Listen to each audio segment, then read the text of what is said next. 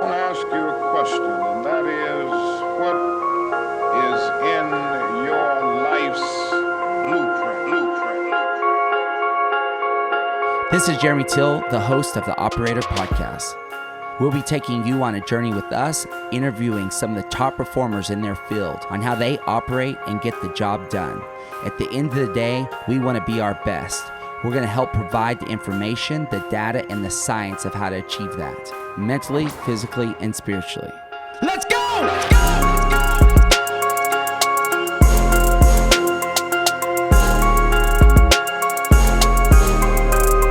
Let's go! Hey Cupcake, Clean Cause, two companies founded by the man Wes, who is our guest today. It's pretty exciting to hear Wes's story, super transparent, from the throes of starting business, not knowing what you want to do, to founding a successful Austin iconic company, Hey Cupcake, and then going through the battles of drug addiction, finding himself in an isolated position, living in a warehouse, and being totally addicted to drugs. Wes is completely transparent, 100% about his experience, and now in recovery, started Clean Cause, which is a water-based company, now producing more products, doing a revenue share with recovery, and is a pretty powerful story. And I know we're at the beginning of what Wes is going to do with impact in the city of Austin and national as they grow. So here's Wes's story. Thanks for joining us.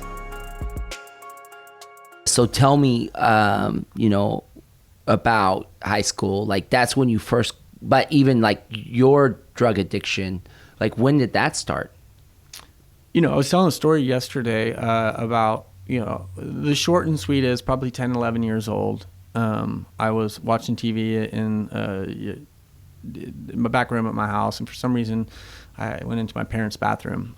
And I don't really remember how it all rolled out, but I opened up the medicine cabinet, and there were some droopy eyes on a bottle. And it must have processed in my mind that meant an effect could happen. And would that be good? I don't know. So I took this bottle of codeine and went to the back and watched TV and sipped on it at like 10 or 11. And I remember a feeling of just like awesomeness roll over me.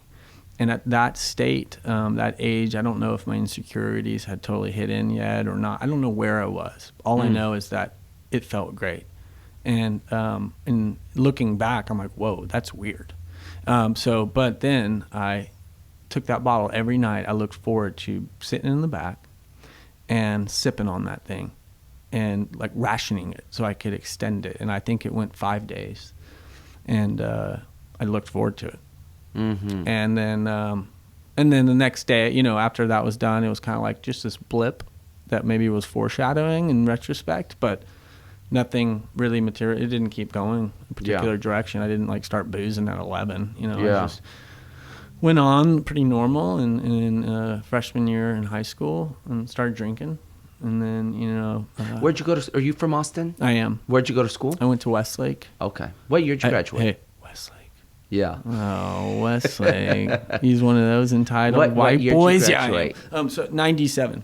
97. Yeah. Okay. So like Drew Brees. Drew Brees was. I didn't play with him. The McKernans. Jason. What's Jason's last name? So Josh McKernan. Jason Wallace. Well, Josh. So Josh was a year younger. And then his brother. Was he a little older, or was y'all about the same? He wasn't in our. Rory. I didn't even know he had a brother. Rory. I think he was younger. I think he might have been younger. And I'm trying to think if was Wallace over there then. Okay. Anyways, I was just kind of coordinating some people that I knew from in that area. So that was that teenage drinking in high school, and then, life started to unfold. You went to university. 8 years took me to finish school. Nice. 4 states. Nice. Alabama. I went to Auburn in Alabama, and I went because I liked a picture of the leaves I saw in the fall. That's literally why I went. Yeah. That's how my mind works. It's really reasonable. Due diligence. Leaves. Then I went to, I lived in California for a while with an actor buddy who was in Hollywood. It chewed me up and spit me out. I got out of there because I was going to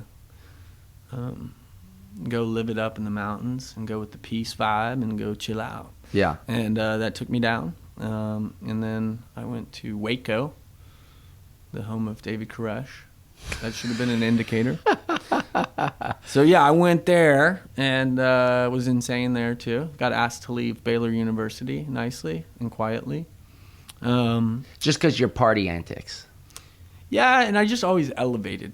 I made other people, it's like you want to always hang out with somebody that makes you a better person. Yeah. I made everyone worse because I wanted to push them with me and elevate. You wanted people to go along the journey with you. Yeah, and it was attention seeking and affirmation, but also just exhilaration. I think there's, who knows what the distribution of those things were, but, Yeah. I ran my Jeep through the president's yard of Baylor. Nice. And 2 strips down the middle. And that clearly is just attention. I want to show you what I can do. Let's rock this. Yeah. And just stupid crap like that. Yeah. So your parents are, were they here in Austin with you? Like you have brothers and sisters, or? Yeah, I have 2 sisters and an older brother. Older brother is an orthopedic surgeon. My dad's a physician, retired. My older sister's an interior designer. And then my sister and I, younger, sorry, Lauren, I'm going to break your anonymity. We were kind of we were the wayward children. Yeah. So to speak. Yeah. And so, yeah.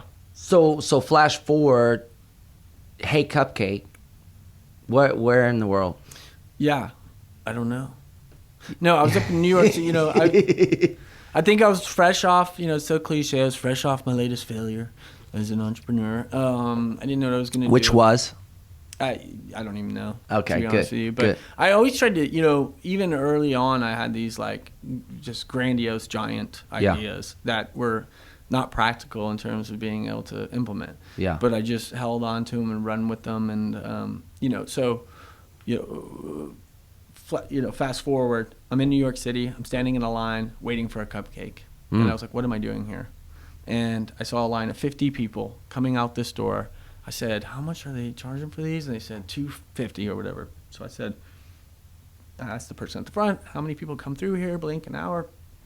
Did the math in my head, and I said, I'm opening a cupcake place. It's on. Because I saw smiles and kind of the nostalgia that was universal. Bottom line, came back to Austin 3 months later, opened up a cupcake stand on UT campus. 2 weeks before I opened, did not have a cupcake. I thought a cupcake was super simple. We made some cupcakes, and they tasted like roof shingles, according to one comment on Yelp, which I actually found a lot of respect for, that comment. It wasn't like they're dry, which would have hurt my little sensitive feelings. They said, it tastes like roof shingles. Nice. I said, who is this guy? Let's make him an investor. Let's make him an equity holder. Whatever. Anyway, I really appreciated that. And they did. They tasted terrible. Long story short, that failed. Still believed in the cupcake dream. Kind of went back to the drawing board, rolled with a classic Airstream, threw a giant cupcake on top, put it in the hottest part in South Congress, Austin, in terms of hipness, and the rest is kind of insanity. That week, though, which I was thinking about the other day, I'd never had an idea work. And I came back a week later after we opened, and there was it was a Saturday, there was a line of 75 people. And I walked around the front when I turned the corner and saw the line, and I was just I had this what? It worked. It's working. And so I called my buddy, my best friend in California, and I said, bro, it's working. And he was like, what? Because he's been there all along with all the crazy. I go, yes, it's working. Mm-hmm. And that day was one of the most fulfilling days of my little short career thus far. It's just the manifestation of a dream, and it happened. That's so cool. So yeah, it was pretty cool. So from that point, South Congress, Airstream, to, I know y'all had an office, or y'all have an office on Burnett. It's no longer, you sold, right? So I sold out. Yeah, I sold out all but 10%. All but 10%. So we grew that, and we were just pushing hard. We went to 8 locations in Austin, all around. We had a brick and mortar location. We started selling merchandise. We went e-commerce. My opiate addiction and stuff started driving me to more grandiose lengths and heights. And I created a cartoon, which people don't know this. It's called Mr. Spriggy and the Cupcake Crew. I wrote a song called The Spriggy Jiggy. I had it professionally produced. I have a toy made in China and have thousands at my house. And the whole idea, though, too, is what I was trying to instill in my idealism that I still feel to this day, that's not drunk, though, now. And it was, life's too short, so dance the day away. Whatever you do, don't be a lazy cake. And it was always about following your vanilla dreams. So there was just a disconnect between my heart and what my ambition was. And that took me down this road of just trying to never-ending process of creating, to try to create that next high, to hold on, and just to keep moving. Mm-hmm. And it reached the point where there was a ceiling in terms of creating within the Cupcake sphere, where there was nothing left for me, and there was no real purpose. There was no North Star, and other than the fantastical idea that I told everybody I could make happen when they said it couldn't. And so that was over, and so there was nothing left. And so, to roll with that metaphor in terms of North Star, I got lost, and I dove deeper into isolation, and I hung out in the cemetery for 9 months wanting to kill myself every single day. I wake up in the morning, pop 10 Vicodin, chew them up, slam 2 natural lights, throw some water in my face, and say, let's rock and roll.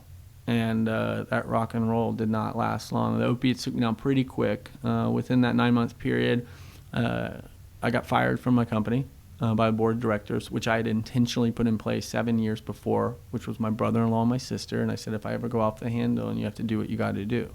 Well, they did. And I was furious, of course. And I ended up, my wife asked me to leave the home.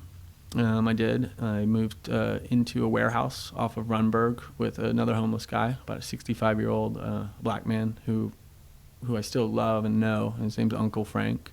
We came from different worlds, but we were in the same place. And that was a 2-month run during the holidays, one of the darkest times in my life. Christmas. What year was that? It was 3 years ago. 3 years ago. So I'm coming up on 3 years clean. And Nice. Yeah, it's insane to think about. And a series of blessings happened in a row, and I'm not going to go cliche, end zone, drop to a knee, throw it up in the air, thank you God, but thank you God. Seriously. I mean, it was unreal, and looking back, it was nothing other than something bigger, because it was too perfectly orchestrated. Yeah, and what was that with God? Sitting there, I'd always had a distant relationship with God, as I understood him or whatever. And, in my past, I've had fear and insecurity of trying to express my beliefs and stuff, based on the way people might judge or whatever. And I'm kind of at the point where I just don't give a damn. Yeah, what do you have to lose now? Damn. What do you have to lose? Pride. That's it. But, well, that's in the ego, right? Which is ego, right? It's silly. Silly. So what, like, with that dynamic with God, like, what does that look like for you? How do you engage that relationship? Is that a conversation thing? Or do you pray? Do you meditate? Do you, like, what does that look like? So I wish I did the latter two that you just said, pray and meditate. I don't that much, to be honest. Yeah. When I do, it's mainly just gratitude. Yeah. It's me sitting there looking at my son, or me worrying about finances or something like that, but then saying, I have food, I have home, and I have my child, I have my wife. I mean, it gets ridiculous in terms of when I put things in perspective. Yeah. But the other thing for me in terms of my, in quotes, religion is that, I had a disconnect in what I said I believe and what I did. And so today it looks more like trying to just, even when I come off as that guy who's over the top, which I do. Facebook. It's good. Addiction. It's just one of my addictions. But, 50% of it, just like my business model, is probably seeking affirmation. And the other 50%, I believe, is like this authentic heart of saying, hey, the way that I show people what I believe is based on what I do. When they see me being compassionate, and not because I'm a great person, but because the source of the person who helped me get here is representative of that, that evokes inquiry to say, what the heck is this? Who are you? Why are you like this? And that is the icebreaker, the conversation starter. And to me, more and more, and as a man in a machismo society, to be able to express your heart and be vulnerable, and to just say, you know what, I believe in compassion. I believe in grace. I believe in mercy. I believe in all of the things that everyone gave me, and that I'm merely a conduit now and want to pay it forward. Mm-hmm. And dude, I get a lot of accolades right now. I haven't even done that much in terms of like actual impact. And we've done like 54 sober living scholarships in the last year. They're 30-day sober living scholarships. That's what our give back initiative is with our brand, which I guess we can talk about in a second. But dude, I'm just all in on. What sucks is I am a black and white guy, and I've kind of come to this place just to say that's okay. Yeah. And I'm gonna use that energy to the best of my ability to do good, to drive, like, you know, passionately. The same way I would seek drugs and tell you I'm gonna get it. I'm getting drugs today. Nothing's gonna stop me. Mm-hmm. It's the way that I want to empower and inspire our team as a collective, that we're gonna take Red Bull down. I don't care who it is. It doesn't matter. And not because we're arrogant. It's that we're energized. We have a fresh gratitude for life because we have this contrast of darkness that makes it that much more bright, a much more clear understanding of our purpose. And I say our in terms of a lot of our employees are in recovery. And it's inspiring to have them on board and to have them implement a work ethic that is definitely purpose-driven and not cliche from a cultural standpoint for corporations. Mm-hmm. You know, well, we have purpose, we're team. You know? No, this is so natural because it's instilled in them and it's a part of their survival. They're unstoppable. And I tell you what, addicts, when they get sober or clean, they don't stop. Mm-hmm.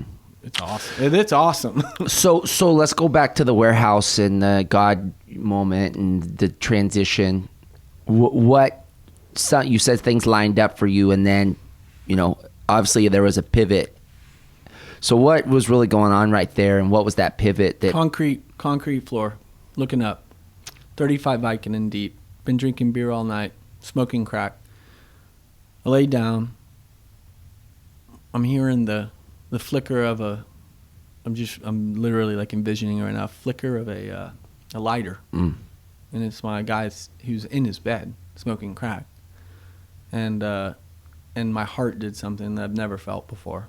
It did. I don't even know how to explain it. It was a series of flutters that continued for a little bit, and I was like, wow, I'm gonna die. And not so to be dramatic in that moment necessarily, but I had this like realization for the first time, like, no, I might die. And I really started feeling like I was going to, just with the continuation of this. For some reason, I got up, walked outside, and called my wife. I said, I'm going to die. And she said, if you want to get clean, come home right now. Right now. And I was like, what? And this whole enabling thing, and everybody had cut me out of my life. No one said, you're not coming in until you're clean. And for some reason, she showed me this grace in this moment to say, come home right now. And as an addict and who I was, this addict hesitated. Because I had drugs. I just talked about how I was going to die. And I was like, and I had this moment, literally, where I came to this crossroads, where I had that opportunity to go. And I just said, okay. And she says, okay, bye. Hung up the phone, looked over at Uncle Frank, and I said, I'm going home. And he said, go. You know, and it gets me pretty emotional, actually, and because I still keep in touch with him, and I love the guy, and he's just been through hell in his whole life. But he said, he texted me a few months ago, and he said, I should have rolled with you. And I was like, damn. You know, the gratitude I feel of being plucked out of darkness and put in a place where I can now glorify something bigger than myself it's unreal. Like, I tell people too, and they go, you shouldn't say. I was like, I can die today, man, and I'm good. I'm happy. It's like, it's okay. Take me out if you want to. And again, it's not because I'm so good. It's just I'm at peace, you know, with that. And so, yeah, dude. And then so I went home and went through this process where I'd gone to 6 rehabs and 1 psych ward over 20 years. And so I've had top treatments around the country and detoxes and stuff. And this one was different. This one was, I'm going to get in the bathtub and we're going to go through this. And my wife said, I'm not going to participate in this. This is yours. but she let me stay there in detox. A detox, went through this thing. It was absolute hell on earth, and why I have a special place for heroin addicts. It's just because and then some people just started loving me unconditionally in a particular program, which I'll remain anonymous with. And man, the rest is kind of not history. The rest is just, I have a baby, I have a business with purpose, I have people I care about, I'm driven beyond belief to make this thing happen. I love inspiring others. I'm living a dream. And, and it doesn't mean that dream doesn't have fragments of nightmares. It's that the collective dream is understanding that those are part of it, right? All of these trials and stuff that happen within this, when I put them in perspective, concrete floor where my wife is going crazy and driving me nuts because she's pregnant again. Well, again, I'm thinking about myself. We go back to the ego again. We can go back there all the time. But anyway, I digress. It's great. So good. This is what we're doing, man. So it's kind of like, okay, so boom, hell and back, water. So I'm sitting there, and at that time, when you take opiates and you get off of them, your pleasure center and ability to feel joy is gone for a long time. And to me, that's why people just can't hold out long enough to get that natural high or spark back. And not to be high, I'm saying just not where you have a deficit and depressed. Yeah. So like neutral. So what was your question? Water, man. Tell me about Water Boy. Clean. First I was Cupcake Boy. Now I'm Water Boy. Now you're the Water Boy. Cupcakes to crack and back. All right. So water. Oh yeah. So I was desperate to find another idea so I can employ just what I thought was my skill, which was marketing and creating and stuff, and the energy behind that. And so water, I don't even know how it really came about, to be honest with you. But I was like, I'm going to tie a product to a mission because I need purpose. And I know this is going to be kind of taboo out of the gates, mixing sobriety and money and asking people to believe in an addict fresh out of recovery. Damn. Shady. And so I tell people all the time, I said, you should be skeptical. And if you ain't down with it, I drink Nestle or Zarka. And that's the truth. And stick around for a little bit and let's see if I hang on, And so I called my sister that morning and said, hey, I have this idea to do a bottled water company, and I'm going to call it Sober. It's going to be in your face. Just let them know that it's just whatever. It's the sore thumb, the swollen thumb. Mm-hmm. And it would stick out. And so she said, ooh, I don't know about that. She goes, I'm not going to carry a bottle of water around called Sober. People are going to think I'm an alcoholic. And I go, oh, okay. She goes, how about Clean? And I go, I'll talk to you later. And so Clean, and then Cause came up later, and it was just like the C's, and then Clean Cause. And then 50% popped up, and I said, we got to do something radical. We got to make something investable too.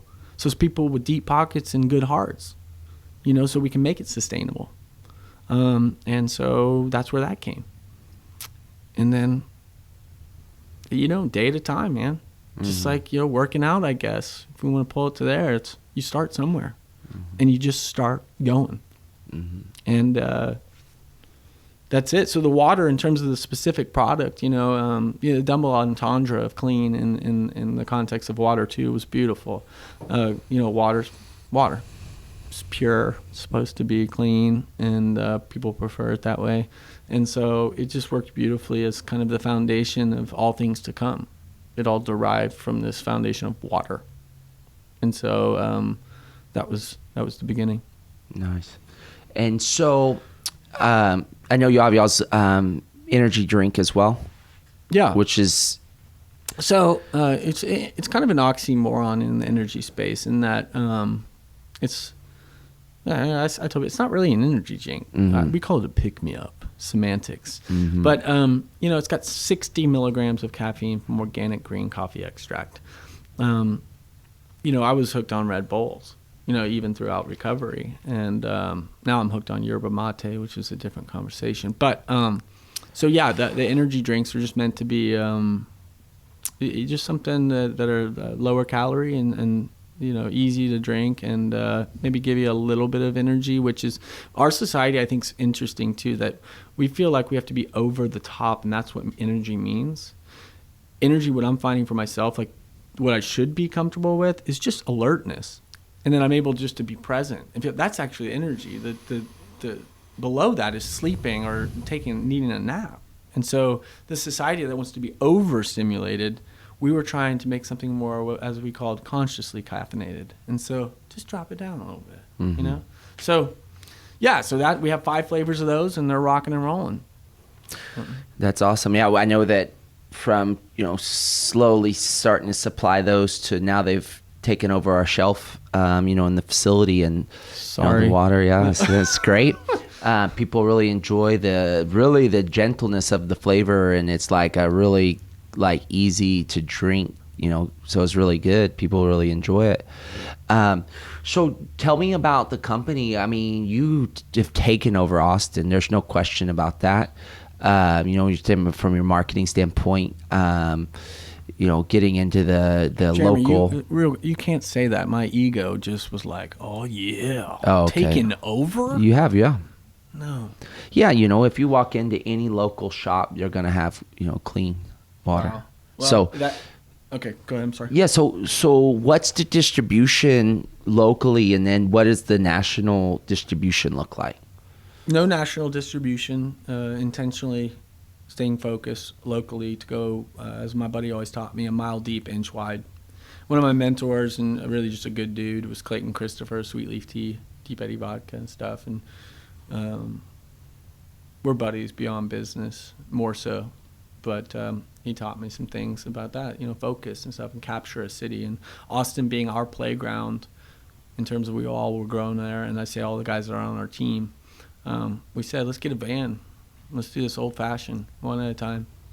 And so, I've got my right-hand man, Ollie, and another guy, Maxwell, and Jameis, and I now have to say everybody real quick, Petey and Sheila. And this team is just, and Lewis, our video guy, I didn't forget about you, are just rad. They're awesome. So local distribution, we distribute out of a couple vans. We're very personable. We try to follow up and just serve our customers and really serve them. And so we're in like 250 locations in Austin that we distribute to. We're in 9 central markets throughout Texas. We have 3 big deals rolling out in the next 3 weeks. Target, Whole Foods, and HEB are going to push in a big way. And it's been, I'm ready. It's exciting, but it's just insanity. And we're starting to see this thing catch momentum, even from an impact standpoint. And so, yeah, I'm so grateful to Austin. I really am. It's insane. They just embraced the brand, and they believed in it enough for us to keep going. Mm-hmm.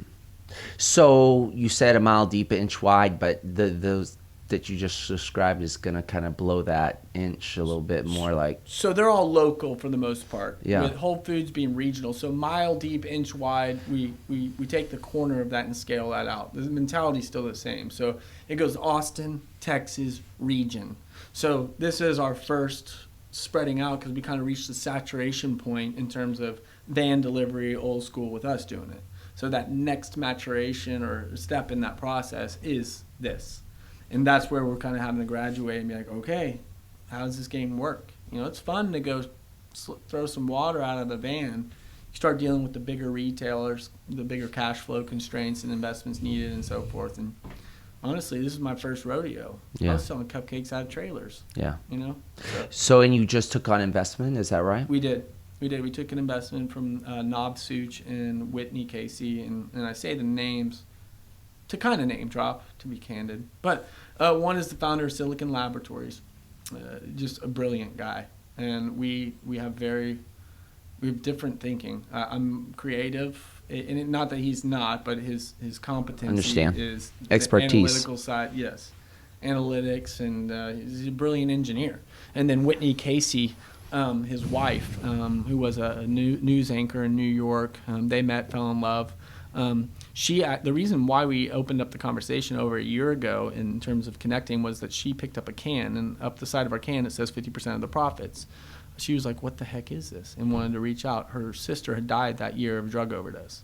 So they were really affected by that. And anyway, and so that, so it's our first outside investment that we've taken. And it heightens the responsibility, but it's enabled us to kick some butt and have more discipline, from a veteran. So it's been rad. A lot of responsibility. I'm feeling more and more responsibility. Mm-hmm. Is that normal? Well, babies, businesses, other people's money. Mm-hmm. Mm-hmm. Well, that's awesome, man.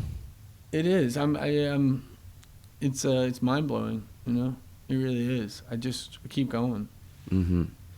I think about my addiction stuff too, and I actually give my addiction a voice, and by that I mean I'll tell people that it pops up in my mind, and not just bring it back to addiction all the time, but it's just such an integral part of my mentality in the last 20 years is that I've fantasized about making a ton of money, going to Costa Rica and blowing lines that are 2 feet long that progressively get bigger.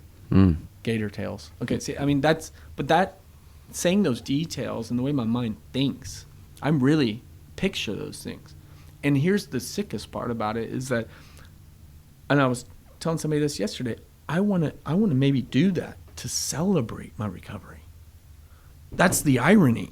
I want to celebrate all the beautiful things that recovery has given me by doing lines of cocaine. Mm-hmm. Because the deception is it's going to be great in those moments. Mm-hmm. Let's get high, or I earned it. I get to check out for a minute.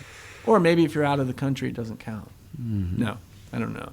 But I don't know if that makes sense, but that's still alive and well in me. So I share that, and people are like, oh, dude, you need to go do this or that. And I'm like, no. I'm like some steam out of the kettle. But if you really get it, what you're describing, your skill set, is very powerful in the sense of creation.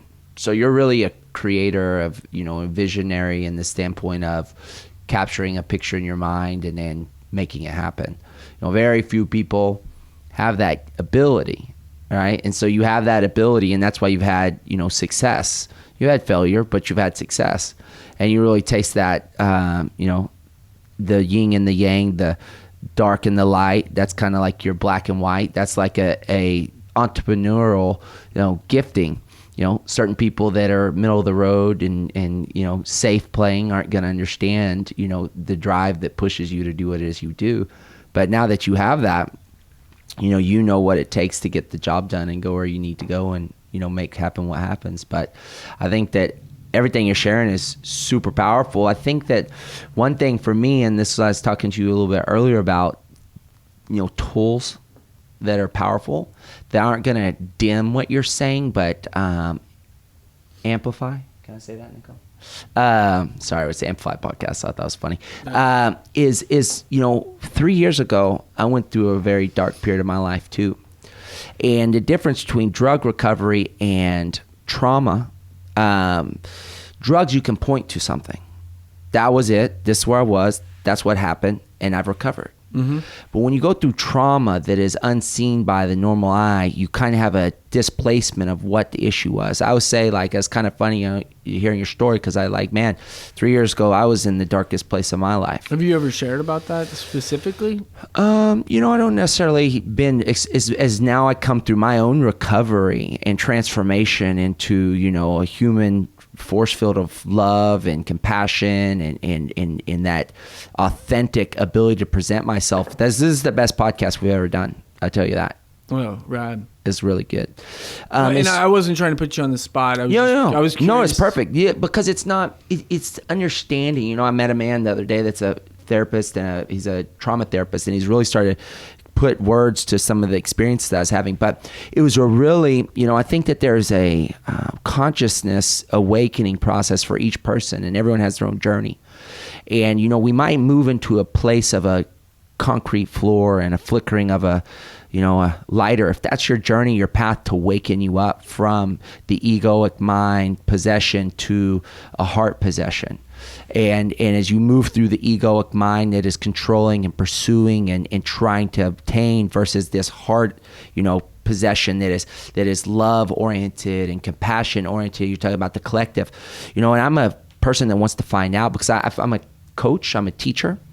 I coach performance, but I also coach. I just want to help people improve and become, better than their best selves, if you will. And some things that I've really come about with my research and understanding through my own traumas that, again, aren't necessarily, nothing really happened that was chaotic or crazy. It was just these experiences that made my world implode and I had to rebuild myself. But one of those key elements is breath and the concept and understanding of an intentional breath practice. And breath is really, I love what Tony Robbins' depiction of breath, and I imagine he grabbed this from someone, is that breath is the string of flying a kite. And when you're able to, manage and manipulate your breath intentionally, you can guide the kite. When you don't have a string and that kite's chaotic, you have no control, because breath is powerful from a physical, emotional, spiritual standpoint, because breath is the string of hormonal response and physiology. And so you are very inspired by adrenaline. Well, I was just realizing as you were saying that, I hold my breath throughout listening to you. Yeah. And I don't know how long they are, but I do that. Yeah. So so one thing that says I seek human performance and awareness and spirituality, higher consciousness. I found that breath as a driver. And so one tool that I would like to give to you and work with you on, if you're open to it, is breath. And just to open up that, because that will be a life amplifier, not a how can I stop or do. It's going to amplify and it will elevate your energy. Naturally, because we start to look at the electromagnetic pulse and field that breath will create through hormonal response. And so I study Wim Hof, which is a breathing, he has a Wim Hof method. It's kind of cool stuff I like to show you. And then the next thing I really got into is, you really start to describe heart. So, heart became a very big interest of mine in the past, 5 months. As I moved through Wim Hof, I started doing intentional breath practice a year ago. And it's transformed my life because I'm also a adrenaline addict. No. Oh yeah, maybe let's go. And I get my highs in other areas from if it's caffeine or if it's workouts or whatever it is, or entrepreneurship.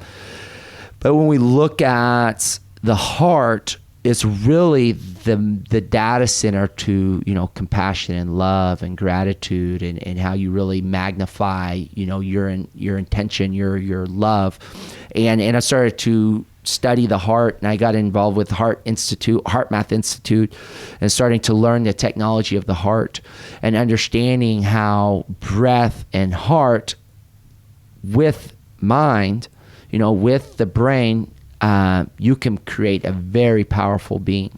And when you start to get intentional and aware, elevated consciousness, you can transform your physical being. And so when I'm also a big educated process through Tony Robbins, I've gone through his Mastery University. And Tony's all about physiology and posture and peak state. And a lot of times we need substance to get us there, but we can create that internally without the substance. But it starts with breath. So do you think the word need is, not that you used it incorrectly, but it's ingrained in our mind to think that we need, when it's really that we're just wanting, right? Wanting what? So if we say, hey, this elevated peak state, we're like, well, I need caffeine to get that. Well, you're saying we don't really need that. No. Because it can be naturally created. Absolutely. And so I don't know. I don't know why I triggered on that word, the semantics. But anyway. Yeah. And it depends on what what we're seeking and what we're wanting and all this stuff. So it's like, I think that everything that you've done has been a gift. You've been gifted because, the worst is that you go through life and you have no ups and downs, and it's this steady stream of monotony. And that's where we find that, even, it's just like I live this steady life. It's like, I think it's Thoreau, just talks about men living, a muted life, and so it's like you've got to express that. Now it's time, you're maximizing giving back and really understanding contribution and giving and support and all that stuff. And there's a bigger scope. So so it's like some things I just love to give to you and help you to amplify what you're doing through my study and practitioner as an expert in my field. I think it'd be powerful. Another thing that I think that we could awesome partner up with is I have a friend named Buck that we do a men's Bible study, and then we go out and what he calls walking out love by going underneath 290 and Lamar, and we went out to 7th Street, go down and hand out water and socks to people, and just bless them with the thing. And then if they need prayer or just presence with them, we do that.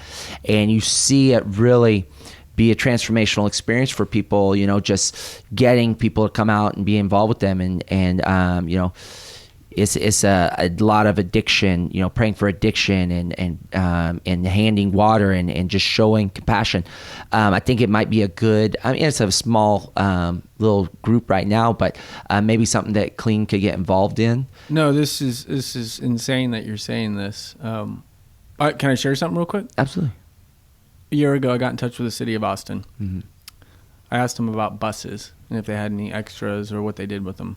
Long story short, I was talking to them last week. They're probably going to sell us a bus for $1. This bus is going to be the Clean Cause Foundation platform bus, but it's going to be for us to put logos of community partners all over it. Once a quarter, go down to 7th in Red River, Arch, drop a love bomb. I put up the concept online last week, and it started blowing up. And people, I said, this is not just about addiction. This is about us putting action to the things that we say we believe, about giving back and taking care of people and being good to people. Then come do it. Let's go. No strings attached. There's not going to be anything in it for you, but there will be. Oh, yeah. The byproduct. And so I put that in there, and then I started getting a flood of people, doctors, say, I want to come down, psychiatrists, psychologists. People were like, I'll come cut hair, shave beards, massages. People were like, I'm going to go massage those people. And I was like, what? And then a little yoga thing. They want to do yoga with these. Can you imagine that? Mm-hmm. But I saw this thing as a representation for Austin to come together and be a light in the way that you're saying. You're already doing it. I don't know why I have to make it all like a big bus and stuff. Maybe my ass can just go down there, actually. Maybe I start there. But no, I got to go for the, 1,000 milligrams of caffeine, please. Anyway, but no, I love that. I hear what you're saying. We need to synergize for sure. Yeah, well, that's really, flip the script for me in the sense of really understanding and getting attuned to heart and attuned to what that really means. Because a lot of people talk about heart, but a lot of people aren't explaining what that is. And that's why I love what Heart Math does with the science of the heart and really understanding what, heart contribution looks like and what the personification of love is in action and all that stuff. So do you mind if I ask you a question? Yeah. What is your purpose in life? That's a good question. As you walk through, life is really, purpose in the sense is like, I'm kind of fumbling around here, giving you my answer. No. As I look at it and say, that's a loaded question. First and foremost, as I have gotten mentored, I'm Christian and my faith, is a very important aspect and become a very important aspect of seeking Jesus first and foremost, is my absolute purpose.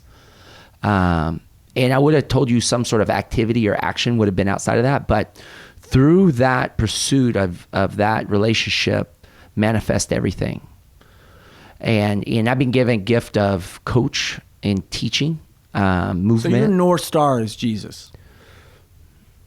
Your North Star. Because you just said that everything flows from that essentially. Yeah. Because you can't answer the question, not you. I'm saying my purpose is to help people so they're happy. Right. And so we're happy for what? Right. Why happy? What is happy? Yeah. And and so the reason I ask that to people is I try to understand what their source is. Yeah. Their source the source of the motive. Right. Or if you're talking about the heart and trying to articulate some of these things. Yeah. Say, what is the heart? What is the personification of that? What is going deeper to understand what that might represent? And that is like the intangible that you sound like you through this love or heart mathematics or whatever it was, is trying to put some type of articulation to that. Yeah, because I want to empower people. And that goes back to my coaching aspect of what I do is wanting to be able to give people tools. Just like when I talk with you about breath, talk about heart, talk about amplifying your being to be the best you can possibly be. Yep. And then take that, because, as I've gone through the darkest period of my life, anything outside of that pursuit of money, fame, is all empty. And so when we really seek that higher order and sharing, that's what I'm all about now. And by no means, this is a beginning journey for me. So I want to act like I'm like, this is a process, just like anything. But we're going to come back to something you're talking about. The man thing is like, this is very important aspect of where I am now, is because I would say the same for me. I've only started to become a man in the last year, when I really started to. Jeremy Thiel ripped beyond belief and just becoming a man. Oh, Manhood is all about Shredtown or what? No, that's what I'm saying. That's the cliche. But what's so powerful is like, as I've gotten back to my source, my center, now I'm like more on purpose. And I got last year I was about 220. I was a little fluffy and I was muscle still. and now that I've gotten back on purpose, on source, now I'm lost 20 pounds. I'm getting more lean, not for the purpose of lean, but the simplicity of discipline.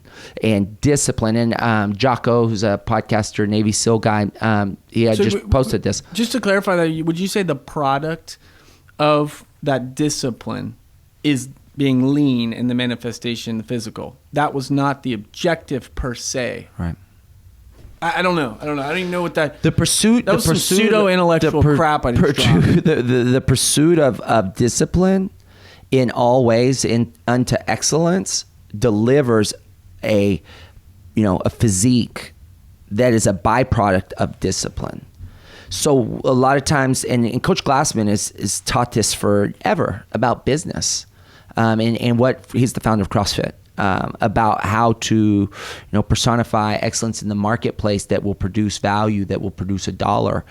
And I listen to him and be like, I don't understand what he's saying. Let's make money. And now stepping back and growing that wisdom and understanding the pursuit of excellence. But what was missing for me was that channel of really understanding my relationship with God and understanding how that pursuit of excellence will produce a value good. Because I'm an entrepreneur, but what is the track that I'm pursuing that will get me the highest level of value and service that I can provide to humanity will create the value that will produce wealth. But in a sense is to give it back, because my need for materialism or things is just diminished dramatically. And I love that, because that's the irony. It's kind of the paradox. It's that the byproduct of, and this is you don't want to teach prosperity teaching, in terms of do the right thing, you're going to get rich. Right. But the idea that oftentimes wealth, in quotes, is the byproduct of that. But it's not the reason you did it. Absolutely. And if you're doing that, well, then you probably don't really care about the wealth that comes. Right. If that purity is there. Right. When it does come. Right. Because it was just a byproduct. Right. It was not the focus. Mm-hmm. So then you give it away. Right. I think that's someone neat, like Jean-Paul DeJoria with Paul Mitchell and Patron and all his. He's a billionaire, and if you listen to him, he's the byproduct of that, purpose and what he does and how he creates. To challenge that, because I know them just for fun, and it's not to challenge him. Let me challenge anybody who's loaded, okay? Rich.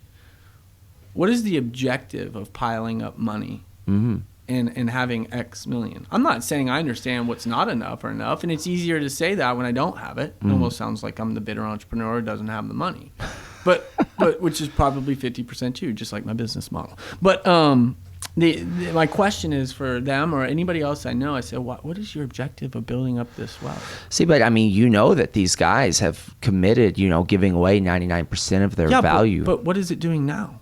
What is that? Wait, I'm going to give it later. I know, when but I'm not here. But I would really challenge you to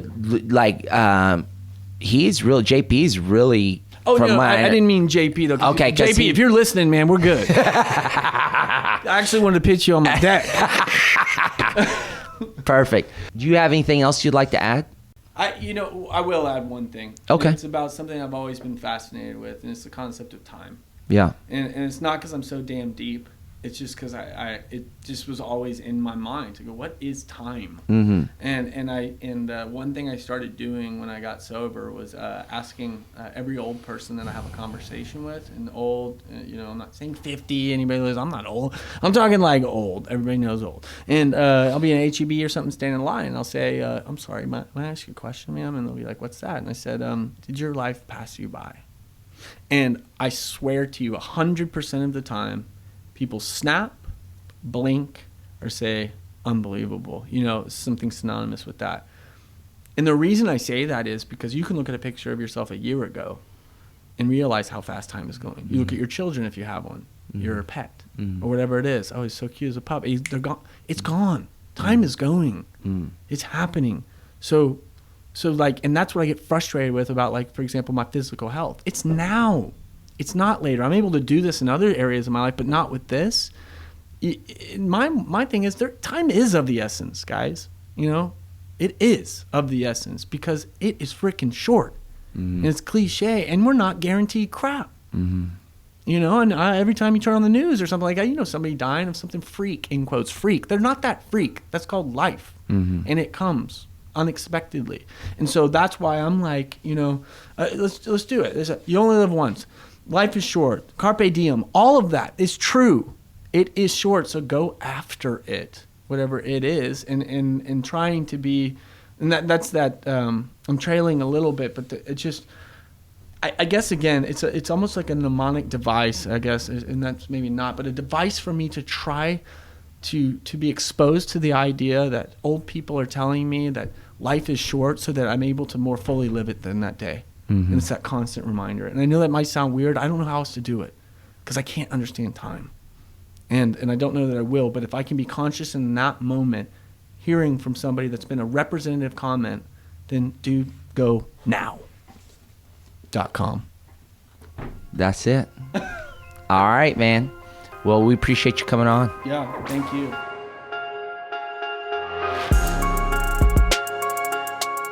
Thank you for joining us on the Operator Podcast. Please join us on our virtual platforms, Facebook, Instagram, and Twitter, and we will see you soon.